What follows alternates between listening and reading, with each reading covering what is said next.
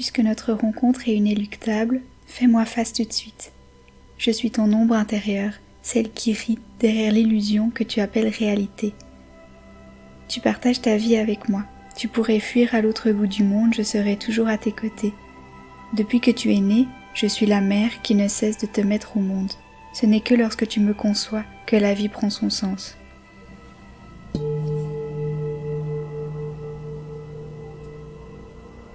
Bienvenue dans cette vidéo consacrée à l'arcane 13, la mort. La mort parle principalement de transformation.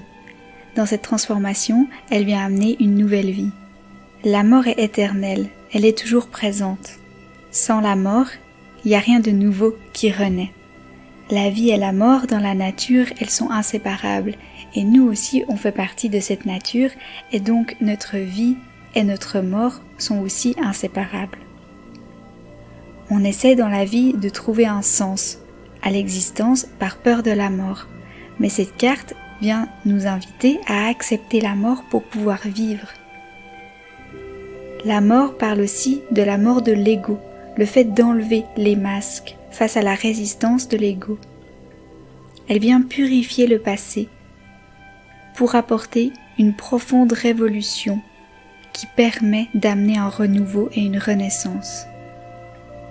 Dans la numérologie, le 13 représente souvent une malchance, une malédiction, parce qu'elle est liée aux 13 lunaisons, et donc au mystère et à l'obscurité et à la sorcellerie.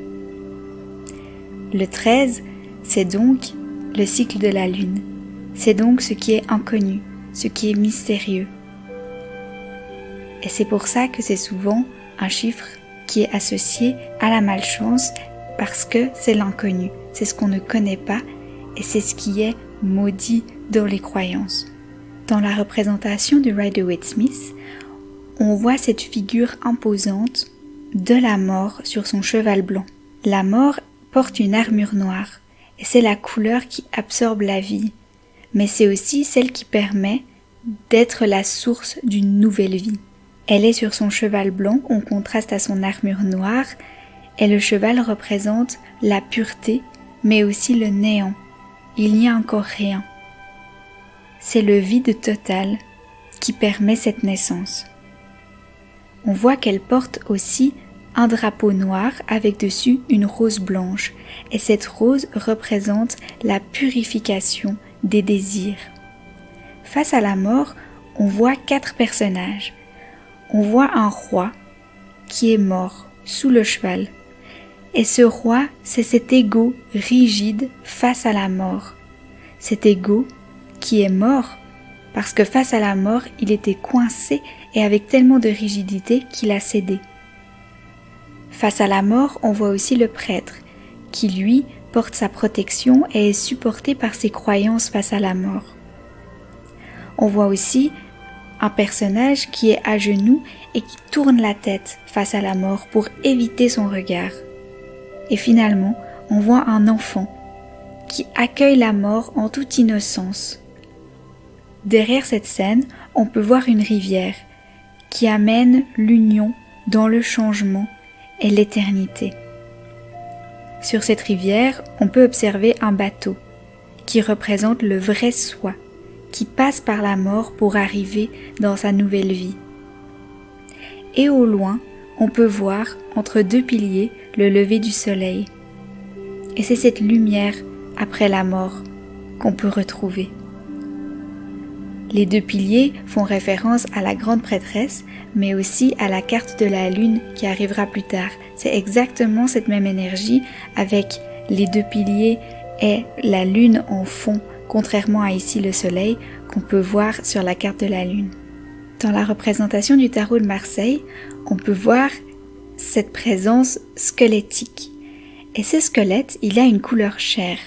Et c'est ce qui représente la vie organique, l'essence vivante et la structure de tout mouvement.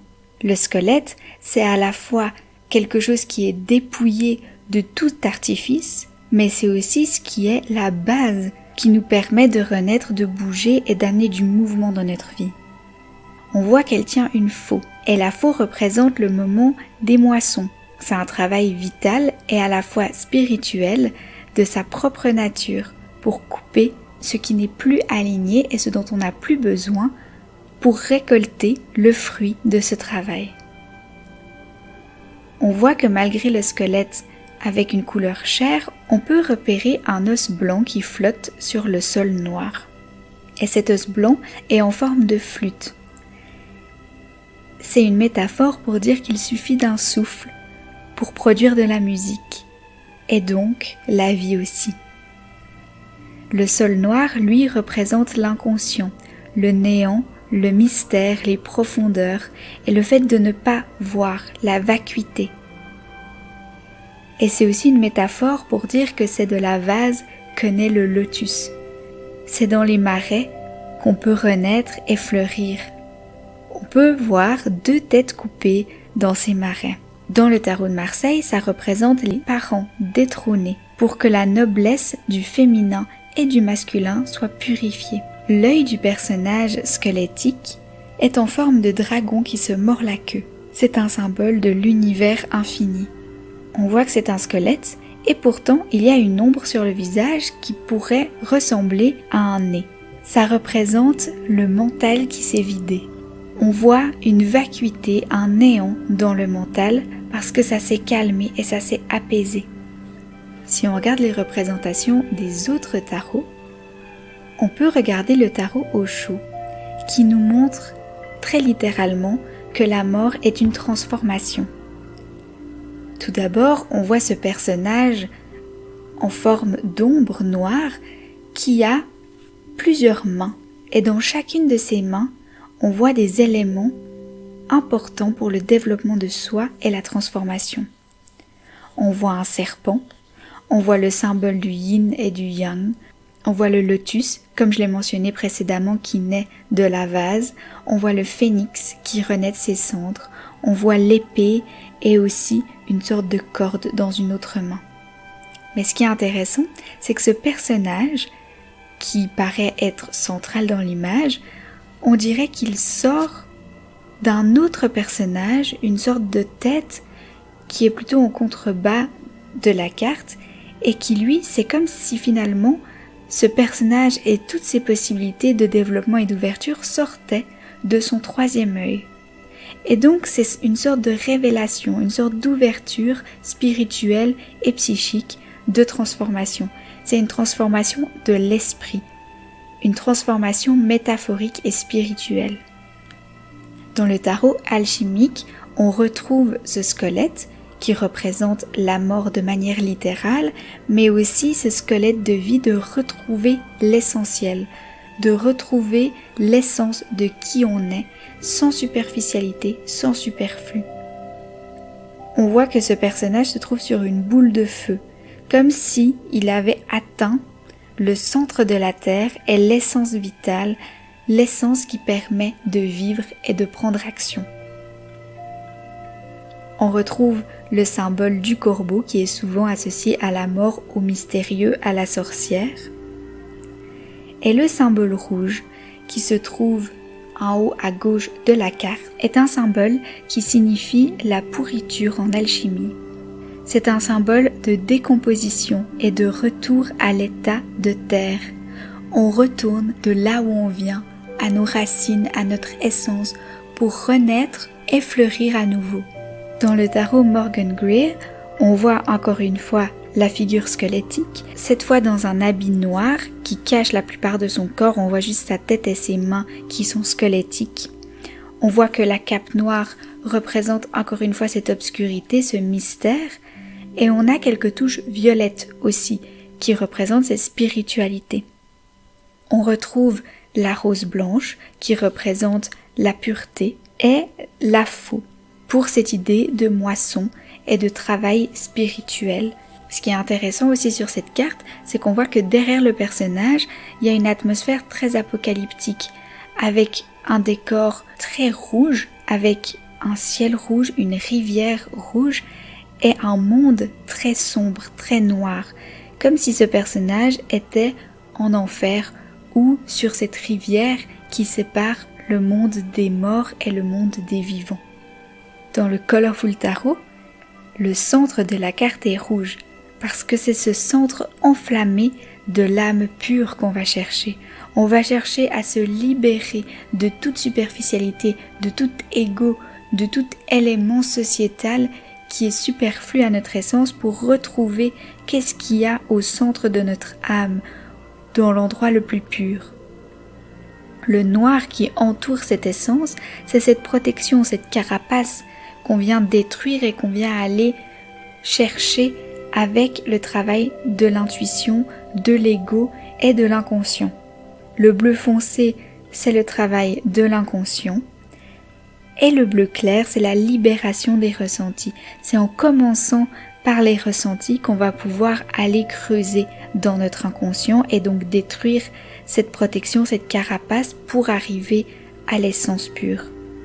Et les petites touches de violet finales, c'est la spiritualité, les croyances qu'on a développées et qu'on peut développer encore. Si on fait les liens avec l'astrologie, le signe qui est associé à la mort, c'est le scorpion. Parce que le scorpion, c'est un signe très à l'aise dans le fait de plonger dans ses propres ombres et dans les ombres des personnes qui l'accompagnent.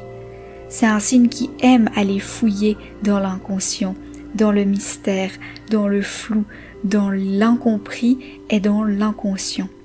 C'est un signe qui va amener de la transformation pour guérir.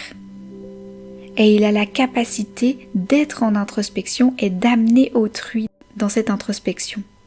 Il accepte la noirceur pour aller détruire le superflu, ce qui est faux, ce qui n'est pas aligné, pour pouvoir être authentique avec lui-même et avec autrui. Le scorpion aime plonger dans les mystères, dans l'inconscient et dans les peurs, pour pouvoir s'en libérer, pour pouvoir les comprendre, pour pouvoir être familier avec ces énergies. Le scorpion s'autorise à être vulnérable aussi et à écouter ses émotions. Et c'est ce qui lui permet aussi de faire autant avec autrui quand il interagit. Pour travailler plus en profondeur et pour s'accompagner dans le travail de la mort, on peut utiliser certains cristaux. Notamment la tourmaline noire qui est une pierre très importante de protection, mais aussi d'assurance et de nouveaux défis. Elle va nous aider dans les négociations et dans la prise de conscience de certaines choses. L'obsidienne flocon de neige est aussi une bonne pierre pour apporter un nouvel élan et pour éliminer les peurs et les blocages, pour se libérer de la colère et de la rancœur. C'est donc une pierre qui va nous aider à se libérer de toutes nos ombres pour pouvoir partir et renaître. On peut aussi utiliser l'unakite qui va nous permettre de diminuer le chagrin, les émotions difficiles pour se libérer des obstacles et ainsi développer une vie plus légère. Elle va nous permettre de nous libérer des expériences traumatisantes et de se remémorer aussi nos vies antérieures pour pouvoir comprendre le passé, comprendre notre incarnation, notre essence au niveau de notre âme pour pouvoir vivre de manière alignée et authentique. Pour approfondir la carte de la mort, on peut se poser quelques questions. On peut se demander: quelle est ma réelle essence?